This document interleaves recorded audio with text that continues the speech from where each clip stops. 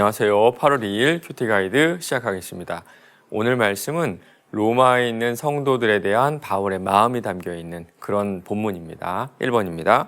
바울이 하나님께 감사하는 이유는 무엇입니까? 8절입니다. 먼저 내가 예수 그리스도로 말미암아 너희 모든 사람에 관하여 내 하나님께 감사함은 너희 믿음이 온 세상에 전파됨이로다. 로마는 그 당시 로마 제국의 수도였죠. 지중해에 흩어져 살던 크리스천들에게 이 소식은 아마 큰 힘이 되었을 겁니다. 기독교는 지금까지 로마 제국 변방에 있는 정말 소수민족이 믿는 아주 작은 종교였거든요. 그런데 이제는 아니죠. 로마 제국의 가장 중심지에 있는 로마에도 성도를 가지고 있는, 신자들을 가지고 있는 그런 종교가 되었던 겁니다. 아마 이 편지를 읽고 있는 로마인들에게는 어떤 감사함과 동시에 책임감이 느껴졌을 거예요.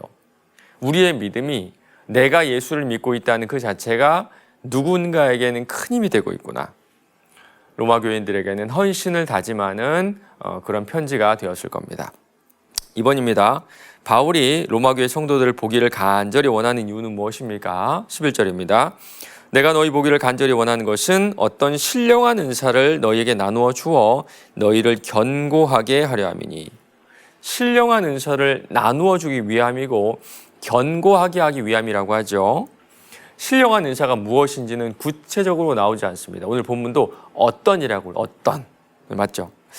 이 은사가 어떤 건지 좀 살펴보려면 고린도전서 12장에서 14장까지 보면요, 은사들에 쭉 나오는데 방언도 나오고요, 예언도 나오고 병 고치는 신유의 능력도 나오고 또 영분별의 은사 이런 것들도 나옵니다. 여러 가지 은사가 나오고 또 그중에 사랑도 같이 나오게 되는데요.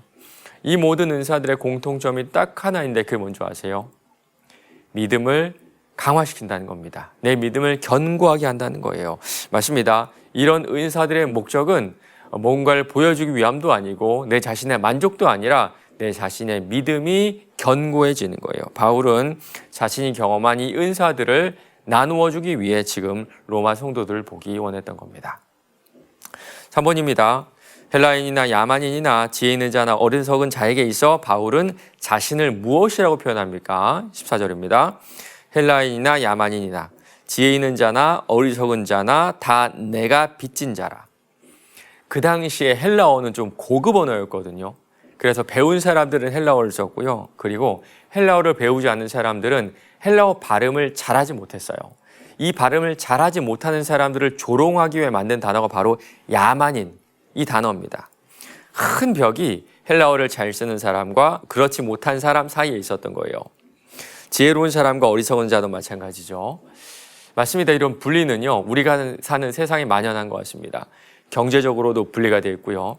사는 지역에 따라도 분리가 되어 있고 출신 지역에 따라도 분리가 되어 있고 그리고 오늘 바울이 얘기한 것처럼 이렇게 지혜와 어리석은 자 학벌로도 분리되어 있는 것이 우리가 사는 세상이 아닌가 이런 생각을 해보거든요. 그래서 어떤 사람들은 우월감을 느끼고 반대로 누군가를 조롱하는 도구로 삼는 경우도 있는 것 같습니다. 그런데 바울은요, 이 모든 것들을 하나로 묶어버리고 이 모든 자에게 내가 빚진 자라고 얘기하고 있거든요. 어쩌면요, 바울이 그런 사람 아니었을까요?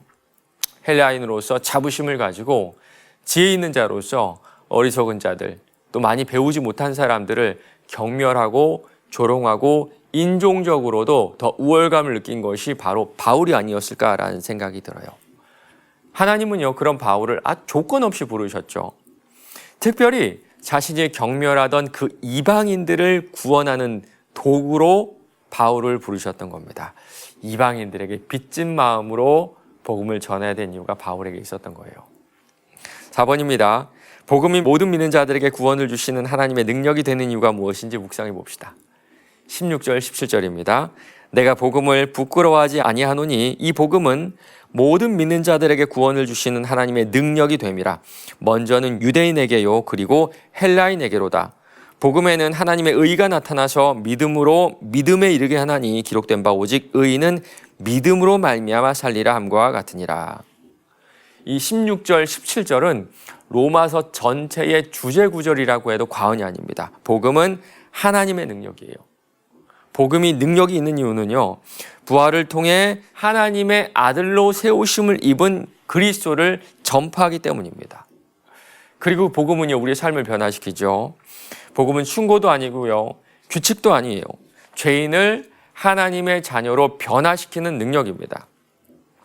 예전에 어떤 무신론자가 기독교인에게 토론을 요청했습니다. 우리 무엇이 맞는지 한번 얘기해 보자.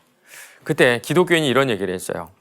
우리 서로가 믿는 그 믿음으로 인생이 바뀐 사람들을 한번 데려와 보자. 나는 예수를 믿고 인생이 바뀐 사람 100명을 데려올 테니 당신은 무신론이나 혹은 진화론을 믿고 인생이 바뀐 사람을 단 한 사람이라도 데리고 오라.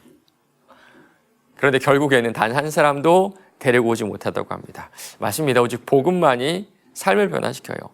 복음이 선포될 때 하나님의 나라가 이 땅 가운데 임하기 때문에 삶이 변하는 놀라운 일이 일어날 수밖에 없는 겁니다.